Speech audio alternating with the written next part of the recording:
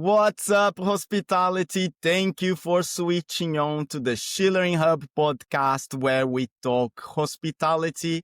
I am Mauricio Schuler, your host. In an industry where staff turnover can reach up to 72%, costing hospitality businesses dozens of thousands of euros yearly, I dare to ask you, should you hire for culture and attitudes or experience? You will also learn today the challenges and solutions to scale training across multiple locations and borders, and a 3-step framework for stronger onboarding and training. And this is not coming from me, of course. Today you will learn from Florian Horn, Director of Operations at Manifesto Market. Today, we are stepping inside a hospitality revolution.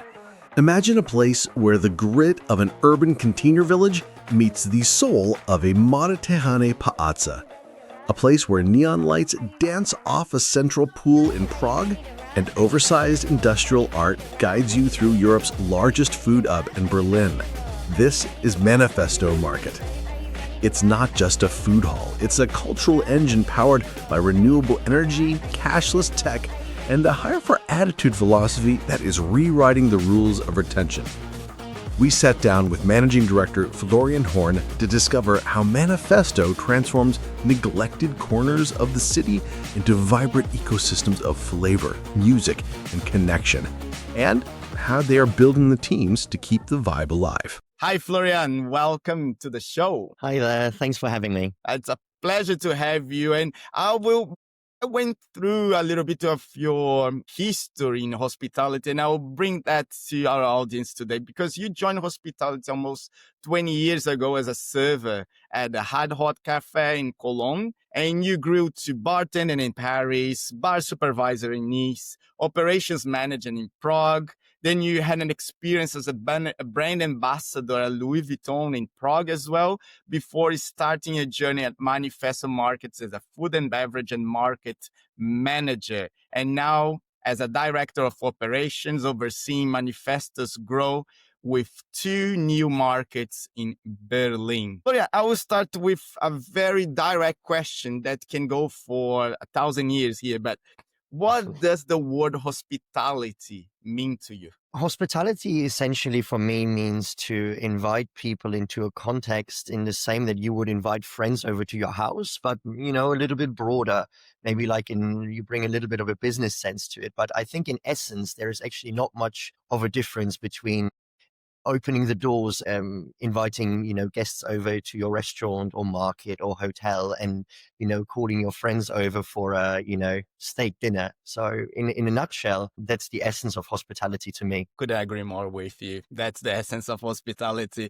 from the heart. And for those who don't know Manifesto Market, how would you explain the concept? So we're a food market, a food hall with multiple food outlets, which we don't operate as per se, but we actually lease them out to individual operators, restaurants. Us ourselves, we have our bars that we operate. And then in this scope, we are organizing events, we are organizing private parties, we have our day-to-day business with, live music and, good food. And it's just about bringing people together of all walks of life in different contexts and just making sure that everybody has a good time. And I love visiting Manifesto. We have one in Prague. It's one of my favorite places to take people. It's a pretty cool concept. Florian, you started as a bartender, right? And you're training people at the Hard Hot, which is a strong brand that is focused on experience as well. And then you open restaurants across Europe following that framework from the Hard Rock. And if you could look back, what did those early days teach you about staff training and the role of culture in creating memorable guest experiences? Well, it needs to be said that actually in its essence, Hard Rock has an extremely strong training program. I think it's safe to say that businesses of, similar magnitude as Hard Rock these guys are like they're at the top of the game, right? Others are looking towards Hard Rock Cafe to imitate what they are doing just because they've been doing it so successfully for so many years, especially because they convey such a strong company culture.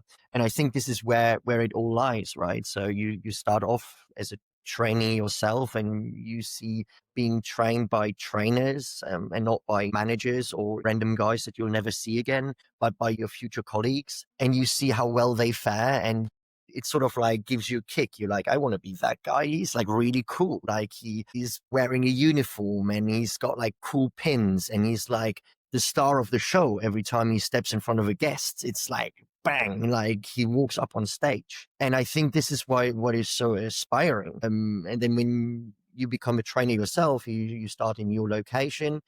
And then all of a sudden, openings are happening across Europe. And then the opportunity is, hey, I can show my talent now to the world. From there on out, sort of like you grow into sort of like a multiple opening trainer. And then eventually like you make that step into management if you want, of course. I know plenty of guys who stayed in that trainer role because it's a lot of fun. And how is that process of being trained to become a trainer? So there's like a sort of like train to train type school. And I believe it's a while back. Yeah. So I believe it's like once a year. So for us in Paris, for example, it was that like once a year, our assistant general manager, he would bring the class together, and it was less about like the individual knowledge of the departments, but more about how to convey a message. It's, is it, verbally? Do you use a lot of gestures? How much do you let the trainee actually do something on day one and how much you let them do on day 5? How do you monitor progress? What do you do at the end of a training day? What do you do with people who come in with, a lot of attitude? And what do you do with people who come across as a little bit shy and maybe need a push because you see a lot of talent? So it's actually more about the training in itself rather than what you should know as a bartender or server. That's awesome. And when you joined Manifesto back in 2019, lessons from the Hard Rock's strong training and onboarding culture, did you immediately want to apply to this new concept? You mean the concept of Manifesto? Yes. Honestly, like plenty, like, Hard Rock, I've been there for 11 years. So it really like is a huge part of my career, if I can use this word. When I first started at Manifesto, it was actually not really so much about operations. It was a lot about real estate and, having a plot of land that, didn't have much use and turning it into, something that, people love to come to. That was the original idea. And so the operations in itself was actually outsourced. And so when I met the owner of Manifesto Market, Martin Barry, we sort of like talked about putting our own operations together, internalizing everything. And so I looked a lot at what I've learned in those 11 years on Hard Rock and said like, hey, what can I do here? So one of the things I spotted, for example, right away is that, hey, you guys don't have like service. You don't have any table service. And I was like, I know it's unusual for a food market, but unless we try, we'll never know. So I just sort of, I put a plan together and then we start hiring our first service and rolled it out. We're sort of like semi-success, but 5.5 years later here in Prague, our table service have the same sales as each of our bars. So we sort of like created a bar on legs, right? So, and I think those opportunities to like peek behind the curtain and say, what is there? What can I explore? Plenty of this comes from Hard Rock and the things that I've seen and the people I've worked with and the managers I worked for. Absolutely. Yeah. That's pretty cool. And you wrote an article, right, about some challenge that we've been facing. Of course, you said about the staff shortage. You said you wrote that nobody's home in hospitality post-pandemic, right? And from your perspective, what are the main reasons behind the high staff turnover in hotels and restaurants today? There's plenty. I need to say, like, I wrote this article shortly after after we first reopened. So I'm really bad with years. Was that 2020? This is where the reaction was, okay, hospitality is closing. what else is out there? And then it was the safest to work from home. So this is what everybody did. And I think at that moment, might sound sad to say, but a lot of people went like, oh, hang on a minute. I can sit at my kitchen table like me right now, work for Amazon or Google, earn the same, and have, not a 12-hour day in which I'm being, yelled at by guests and managers and colleagues and total stress, and maybe need like a cigarette break every half an hour just to cope with everything that is being thrown at me. And because this opportunity was given to so many, I think they went like, oh, this is great. Like I have an example of a manager who left around that time, and he started to become a programmer, like, because he was like, oh, that's great. That's a lot less stress. And he stayed, and he's doing this to this day. So I think that's one of the reasons why this happened. Because at times the hospitality environments are really rough, and they are to this day. And so I think one of our responsibilities is sort of like to bring this a little bit back. And I think that actually the latest is that the way to put it, like the new generation, like Gen Z, they're doing a pretty good job guardrailing their private life, something that millennials, we are really bad at, right? We're just going to work 16 hours and be like, that was fine. And with like a little tear running down it. Exactly. Another factor is, like in hospitality, you didn't like your job, you quit around noon, and by the end of the afternoon, you would have a new job. That's not really the case anymore. So I feel like that people might cling on to it a little bit longer, suffer through it up until to a point where it's just unbearable, and then leave and slam the door shut. Now, that sounds contradicting, but in a way that when you can just simply change a job, it changes perspective, especially for a staff member. And they go, no, this industry is great. I was just in a bad environment. But since that's not so easy anymore, people now, when they leave, they were probably so fed up at that point that they go, that's it. And then they find anything, and I think it's such multi-layer reasons why this has happened to the industry, but there's definitely loads of ways back. And you said that this seems to be changing and recovering. The new generation as well thinks differently, and they manage to separate what's work and what's their private life.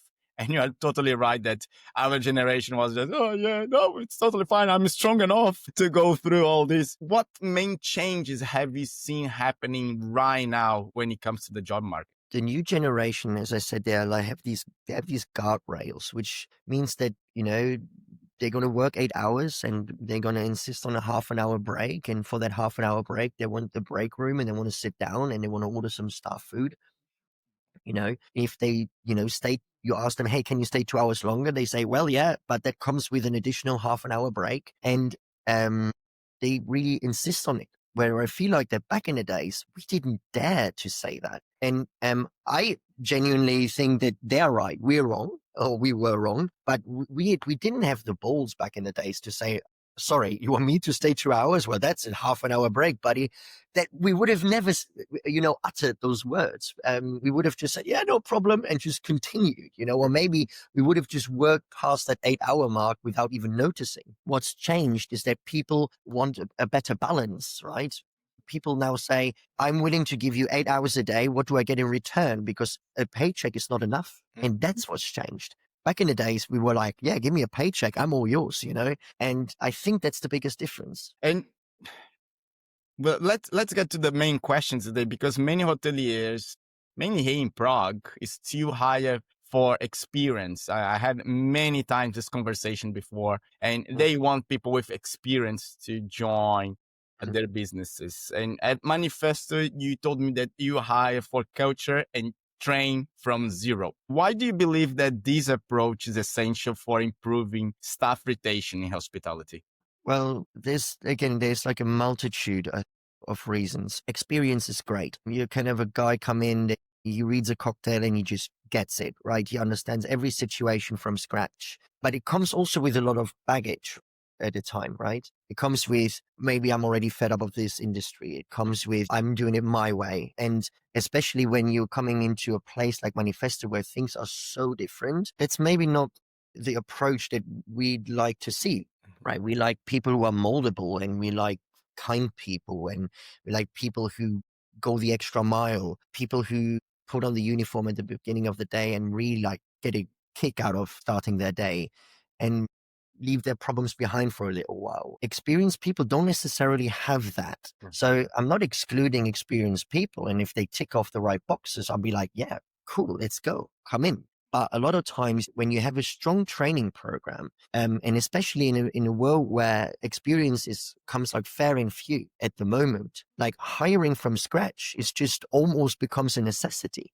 And then you say to people, don't worry that you don't have experience in hospitality. We have everything to make that happen for you.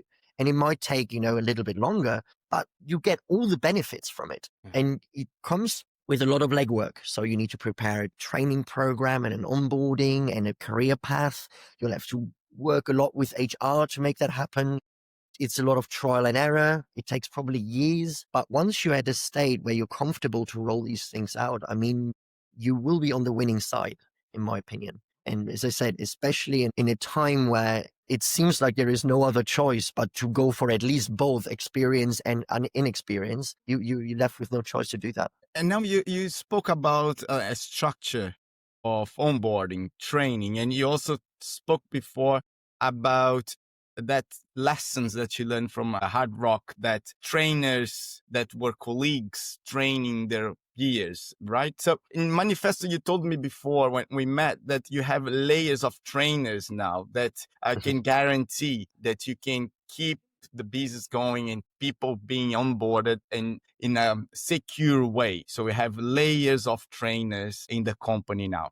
Can you walk us through how you built this training framework and why peer-to-peer training works so well in the industry? So I think it's beneficial for both, right? You have your trainee and you have your trainer, and you, as a manager, you put sort of like that constellation together, right? So the benefit is for both. The trainee will feel more comfortable around the trainer that he knows was in that position not maybe too long ago.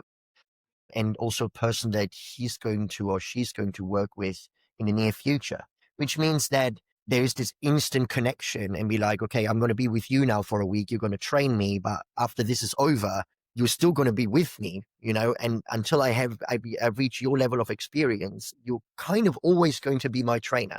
So like a Jedi Padawan type situation, and for the trainer, you get instantly that reward to say, I am in the decision-making process to do who am I going to work with in the near future, right? So and that's, I think, really important. And the manager needs to trust the trainer. You need to be able to see at the end of the shift, when it comes to debrief, there's the debrief with the trainee, then comes the debrief without the trainee. And the manager should say, hey, listen, how did it go? And I'm not saying that the person needs to be axed day one. That's not the case, right? Not even day two. But if after the third day, there are like big red flags and the trainer says to you, I don't think we're going anywhere here. As a manager, you need to follow the feeling that the trainer had about the trainee, because they spent the time and you spent the time training your trainer. So if that sort of like line of succession is established, then this is how you create a successful team, because both will feel rewarded and the trainer will be like, this is great. Like I'm actually, forging the people and choosing the people that I get to work with later on. This is a very rewarding position to be in, actually. And how did you manage to build these layers of trainers? So from the manager to the trainer, to be able to train the trainee and really build that trust between them? Well, it starts with one, right? As Linkin Park said. It's at the beginning, and maybe that was the advantage, right? When I started, I was just the only guy. So I was like, okay, cool. So I'm manager and trainer and trainee and staff member now. And I just sort of like knew, with a lot of experience from Hard Rock, what I needed, right? So I was like, okay, cool. So I cannot run the whole thing myself. There's 7 days, and as much as I work a lot, that's too much. So I need one manager. Cool. I found a manager. That's my guy. We had already like a lot of things in common, but you sort of like run him through the process. This is how I want to do things from here on out. Cool. Now I need a bar manager, right? Cool. So got myself a bar manager. He's still with us, by the way, this guy. So we must be doing something right. And once I had these two guys, I was like, okay, cool. So from here on out, we need to hire staff. And so we started to, write out Manifesto is looking, and we had all of a sudden like a bunch of bartenders and a bunch of servers and buses and so on and so forth, like in front of us. We were like, okay, this is great. So, now we're going to train them on the job because we needed to open the business for the season, no time to create a training manual and whatnot. So it was this typical example of building the plane while you fly it, so it's all very hectic. But once the dust is settled and the teams are running and you see what they're doing and you're sort of like course correcting as you go, is when you feel like, okay, now I have the time to sit down and write a training manual. Okay, what do we need first? We need an orientation. Orientation, great. What is our cultural fit? What do we want our people to be? Who are we as a company? Why should you join and why should you never leave? And why should you aspire to grow within the company? Next step would be a training manual for each department. And you start very simple with SOPs, right? So I don't know, this is how you clock in the morning. This is how you set up the restaurant. This is how you greet guests. This is, how to polish cutlery at the end of your shift or whatever that might be. And so it's all baby steps until you polish it and sort of like start onboarding people with that process. But then you're nowhere near having trainers, right? So your trainers at this point are still your managers. It's then by adding the layer of supervisors that you're edging closer to having trainers. You're like, okay, I need someone within the teams to run the teams. So you're looking for supervisors. Who is out there who could be a great supervisor? And then you start training them. And then from there, the next layer is, well, do I need more trainers, right? Because a supervisor is automatically a trainer. Who are my trainers now out there? And so this is how it happened. But it took years. Like, it's not something that happens overnight because you're not going to have managers and supervisors and trainers from the first day. It's awesome that by putting out there and experimenting, you are also getting the feedback and being able to adjust everything. So by the time that you have the trainers, you actually have kind of a proven recipe for what you want to achieve, right? Yeah, absolutely. And you will make tons of mistakes. As I say, like nobody makes more mistakes than me. I go out there and I try all the time. And I'm like, then I listen to feedback and, sometimes it goes well and sometimes it doesn't, but it's all about continuing the process. We have now our training manuals and everything ready, but we change them constantly. We are rolling out maybe a new operating system, or maybe we are rolling out new payment terminals, or maybe a position will vanish for a little while because we don't need it. And so that gets set aside. So it's very fluid and you need to be able to change it. That's, by the way, something, for example, that I changed, and that's compared to Hard Rock, because they had training manuals that were sitting there for a very long time. And at some point they felt a little bit outdated. And then they did change them eventually, and I digitalized everything. So I'm sure they're doing a much better job now. But I always felt like I want to change the training manuals at least once a year because things are constantly developing. Yeah, evolving. You mentioned a lot about now culture, right? Like you said that, we need orientation. We need to basically introduce the culture and why they should join and why they shouldn't leave. And you said that also the guests should have a memorable experience. You spoke about that before. So what does that mean in practice? And how has it shaped hospitality and staff motivation at Manifesto? Yeah, culture is a big thing. I was also new to that culture thing when I joined Hard Rock. I had done some hospitality jobs before, and it was sort of like standalone businesses, but they never had like such culture program. I mean, culture in a nutshell in hospitality just means that, how can I say, who doesn't want to work for the coolest place out there, right? It doesn't matter if you're like a 20-year-old server just starting off, or if you are a 45-year-old general manager. Who doesn't want to work for the coolest place out there, right? That's for me it. That's like, you're going to, not only attract the best people because everybody wants to be associated with the coolest place out there, but they're going to sort of radiate it, right? And they're going to be like, look how cool we are. And then guests are going to be like, yeah, this is really cool. And so it's sort of like a non-verbal language between people. That's what culture really is, right? And then this is very little, I think, to do with where you are physically, but it's just, like I said, like an interpersonal connection. And because you build such a hype around it, is why everybody involved, that's from your supplier to your staff member to your manager to the owner to the guest, everybody says, of course we want to be in that universe of the coolest place out there. Mhm. And this is why culture matters so much. And you said also that retaining staff is the best way to attract new talent. And Yeah. I love that, right? Because it's really interesting. What practical steps can hotels and restaurants leaders take to improve employee engagement and retention tomorrow if they can? It's going to sound so cliche, right? But it's just that you need to care about your staff, right? And it starts with, it's day one, right? It's like I've seen a lot of places, new staff members arrive, they get a tray and an apron thrown at them and they go, the bar's over there, buddy. And, I hope you know how to work the coffee maker. And I'm like, wow, this guy's never going to stay. Like we're in an industry in which you'll have fantastic jobs and you will have jobs which are ungrateful. But the first day needs to remain the same. It needs to be an absolute welcome to the show, right? There needs to be a real pizzazz around the whole thing, and it needs to be, this is your uniform. Let me show you the building. Let me show you the different cuisines we have. Maybe they'll run into one of, especially at Manifesto, we have so many different restaurants. Maybe they know or they are from a country of a restaurant that we have, and we can be like, look, it's really cool. We've got a Brazilian place or we've got a French place or whatever that might be.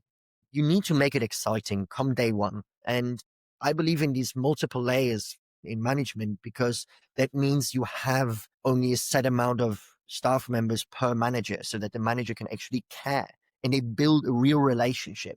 Like, I think that in Manifesto, we're doing such a good job. Like, I'm sorry to say it like this, That's okay. but like to keep the levels relatively flat. So yes, we have a structure in which there are multiple layers of managers, but we're not unapproachable. I still go to the market and I still goof around with everybody there because I don't want to be that unapproachable manager that for some reason needs to be treated with care or anything. If you are unhappy about something, you can talk to me the way that you can talk to an operations manager. We keep it respectful, but let's keep the ball rolling. Involve them in ideas. That's another thing. Like, we're very, very often go like, well, we are managers. Of course we know better. Do we though? Like, let's ask the people who work for us. They come from all walks of life. Again, we work in an industry in which you will find people from not easy backgrounds. I once worked with a guy, he was a line cook, but in his country, he was a physicist. The guy came from Iraq, and you're like, I'm not going to explain this guy anything. I mean, he's like 10 times smarter than me, and I'm being polite here. So you just need to respect all the experience that you have around you and be curious about where people are from. And then use that experience and say, hey, what would you do? And I think it's all about that. If you go like, just come on, just do your job and leave me alone, this kind of attitude is not going to get you anywhere.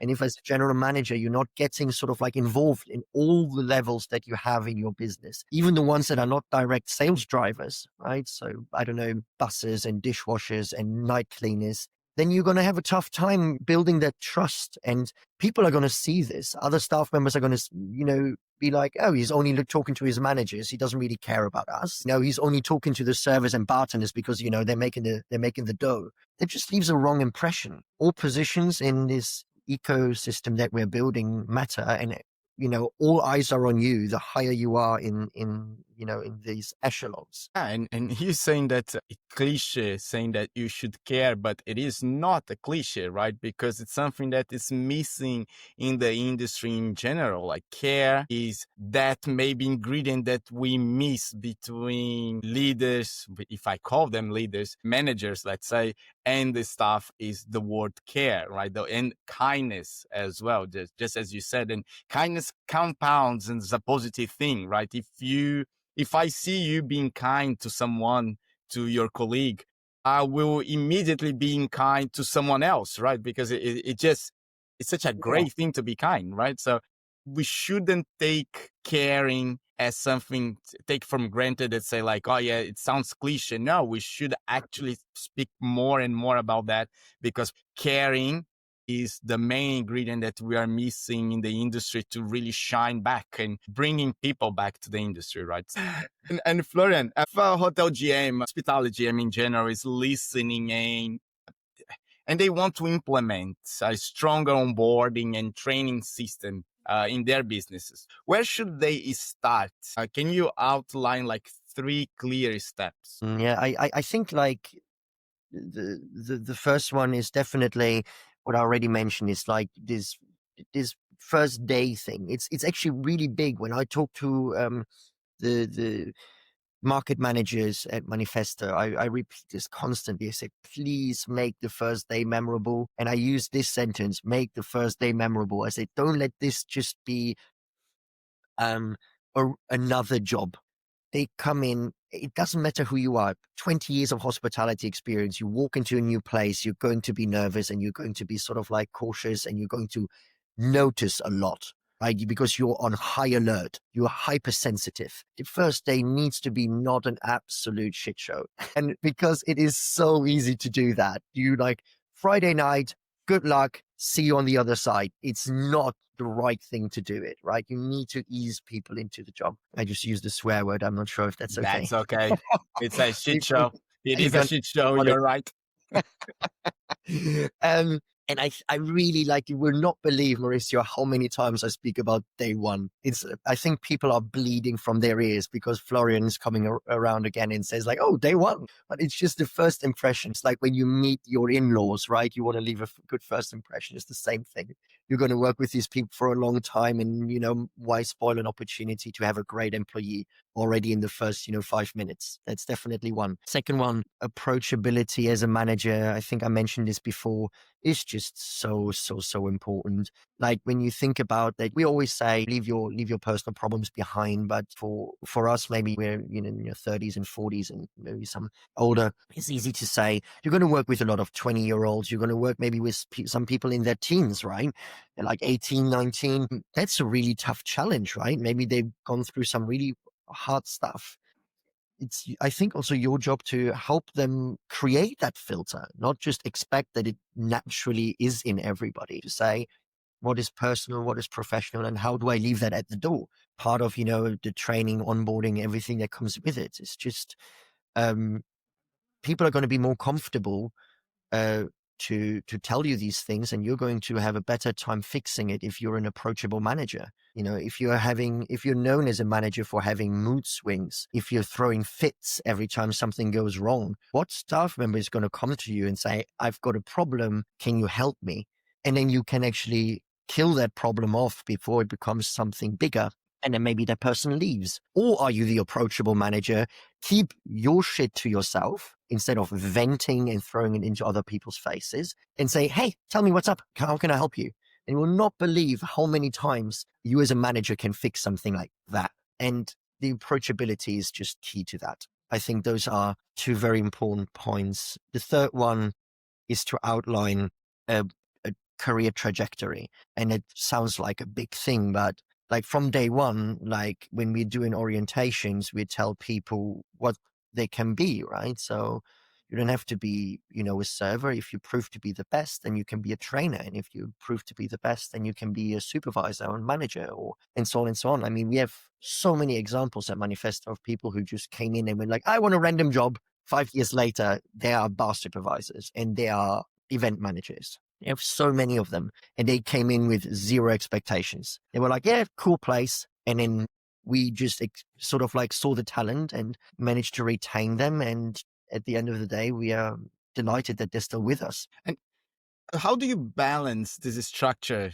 things like the career path, the checklist, the training checklist, and the performance expectations with this fun and energy that makes the hospitality staff training inspiring? That is probably the toughest thing that managers have to do, because you have obviously expectations, right, from leadership, no matter where you work, right? And a lot of it is not fun, like checklists and this type paperwork, that type paperwork, 360 reviews, and God knows how many different staff members and whatnot. But I believe that you need to bring in that type energy, and you need to believe in it yourself and say, we're doing this for a reason, right? Because the end goal is going to make everybody's job easier, right? And sometimes compliance things, well, they're compliance things, but if you are going to approach it with, oh God, this again, I mean, what message does that send, right? And even what kind of message does it send to yourself? I was super lucky to grow in hospitality, surrounded by like these super positive managers. And they are all still in the industry, right? So, two are still in Nice. One is in Ireland now. one moved back to Australia, and these guys were like bundles of energy. And I always said, that's awesome. I want to be that guy. And this is why I try to have that energy with everything that I do too. Maybe it's a little bit much sometimes, throwing my arms around left and right, but it all comes down to the point that if you bring that sort of level of energy and positivity into your day to day, and people see you, it just is contagious. You radiate, and people are going to do that too, with the pleasant tasks and unpleasant tasks. And I think that's like probably the key to that balance. That's awesome. Like, I think that we are so much alike here. And Florian, Manifest has just expanded into a second location in Berlin. What have you learned about scaling a hospitality training and retention strategy across different countries? So I think what we learned is that the moment anyway that you leave the country of origin of your business, anyway, you're going to face challenges that you're never encountered before. There are actually not so many food hall operators out there who operate across borders. There are some, but a lot just stay within their country of origin just because it makes things a lot easier. The learning curve for us was so steep when we first arrived in Berlin, and the second one now was easier because we made all this experience from the first one and because we had people now in place to support us. But I think honestly, the methodology of bringing people from the origin market into the new market and show the new team how it's done, I mean, that's just key, right? And this is what I think plenty do it. I know that, Hard Rock does it that way. You just come with a bunch of crazy trainers who are like ready to rock and change the world. Like we were like, I mean, this is why everybody wanted to be a trainer and open other places, because it was just the most fun. I once dressed up as Obi-Wan Kenobi, walked into a training room on day one and told everybody, you're my Padawans and I'm not leaving until you are all Obi-Wan Kenobis. And I mean, this is just a kind of level of madness that, we were opening Hard Rocks with. And that's exactly the sort of like what we did when we scaled to Berlin. So it was not just me going over there. There was, our bar manager came, and actually our bar supervisor at the time even came with us. And I brought our training manager, who was an operations manager in Prague. And I was like, guys, just go and show them how we do it Prague style. And that's sort of like stayed. And a lot of the people that we have still in Berlin to this day they remember all those opening days, and they are hard and they're tough, they're long days. But I think you need to take the core team and then spread the love from there. And in the second market, we've done this as well, mostly based with the team, obviously, that we already had from the first Berlin market. So it was a little bit easier. Florian, you are saying about restaurants, and you guys have that ability to be more vertical, to be more experimental, right? Restaurants keep innovating the way that they deliver food, that they deliver service. Hotels, on the other hand, struggle to innovate the service, innovate the experience itself, and how they deal with their staff. They just seem to be more cemented on their own thoughts and their own ideas. If you could think of the hotels as well, what do you see as the biggest opportunity for hoteliers who are there to rethink staff onboarding and retention as well? Absolutely. Well, first, let me say, like in this industry, I really believe that like the only constant should be change. Like, why not dare to try something new if you see what you've done so far is not working? I mean, what is the worst thing that can happen? But I see this a lot. People sort of like get stifled and then they are stuck in their way and they're like, oh my God, I better not move, like sort of like a deer in front of the headlights. And I think, the first step is just to try to change something, right? The way that, this industry has lost a lot of people is just because we have not changed. But there's like a multitude of reasons, as we discussed earlier, and the conditions are sometimes tough. I see the conditions in hospitality here in Czech Republic, and I'm like, oof, I'm surprised we still have the people that we have. It just takes this concerted effort of everybody who has the knowledge to make a change in their individual business or beyond to get to the level of staff and say, how can we improve the situations there? But just not change and just stay in your role and not move is just ultimately going to be a death sentence. So you need to look at all levels. And even if that means to take off your 3-piece suit and run a shift and whatever that takes. I mean, there has to be some type of change, right? I love how you put the emphasis and the stress on the onboarding, on the first day and making that memorable. And I'll definitely use what you said, because that's what we tell hoteliers that much. Like that, just as you welcome your guests, and that welcome should be memorable because that's what sets the tone of their stay. Why the staff would be different? Like, they are not different humans. We are all humans, and we all have the same desires, the same fears of coming to a new place. And I'll definitely use the father-in-law quote that you use. That was lovely. Like, it's, yes, you don't want to make a bad impression with your in-laws the first time that you see them. Making sure that they will understand what you stand for as a business and really bring that energy was like a very cool piece of advice. And if you would had one message for every hospitality GM struggling with a high turnover in their hotels, restaurants, with their teams in general, what that would be? Not going to make many friends with that, but don't take yourself too serious. It's just not that of a type of industry. You know, you see these guys like all serious, all grim, like walking up and down the stairs, like as if the building was haunted. And I just don't think that's the way forward. Like, I realized this with myself. I'm a little bit chirpy. I'm a little bit friendly, always in a good mood and whatnot. And maybe you will lose a little bit of credibility, but at some point you're going to gain this back because people are going to see the success that you have with that. Just to try to be the grim reaper of hospitality is just not going to get you anywhere. Mm-hmm. So a positive and open mind and working together with the staff instead of like constantly reminding them that they work for you is definitely the way forward, in my opinion. If you look ahead into the future, because I see that you are one of those guys that's probably like thinking 5 years ahead of now, just to see what can be done. What are your thoughts on the world that we are building right now and how hospitality will be relevant in that? Well, let me put it this way. Many have tried to replace hospitality workers with robots, and then, all this technology is coming in.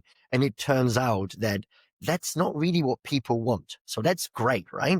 People still like a dive bar.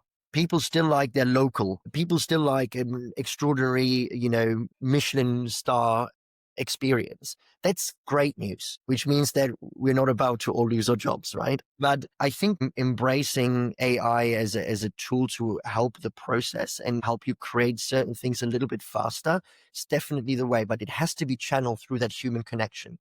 Mm-hmm. And that human connection is irreplaceable. And as long as we admit that, as long as we are ready to say, this is what people come to a bar or a restaurant instead of staying at home, then where can we possibly fail?